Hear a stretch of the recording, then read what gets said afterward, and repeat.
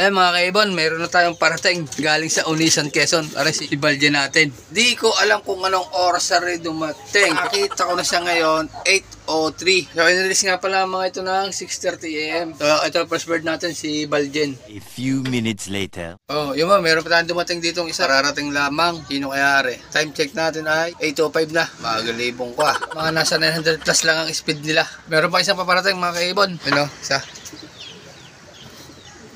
Sino kaya ari?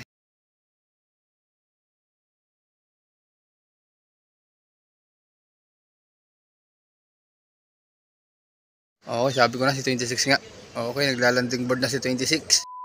So, ari nga pala mga kaibon. Pwede rin nga number 10 ito. Mapapakita ko sa inyo. So, ari mga kaibon si 26 natin. So, ito yung sinasabi ko na pinedering ko siya. Walo yung bagwis niya ngayon. Pinedering ko yung number 10 niya. Pero yung pang walo niya, yan o, may tubo na. Yan. Pang number 8 yung bagong tubong yan. Sa malamang itong number 9 na to, ay sa malamang na bagong matapos ang buwan na to, ay lalaglag. So, kaya ako siya pinedering mga kaibon para kumpleto bagwis niya pagdating sa derbihan. Yun lang naman mga kaibon. A few minutes later. So, ari si 26 natin mga kaibigan.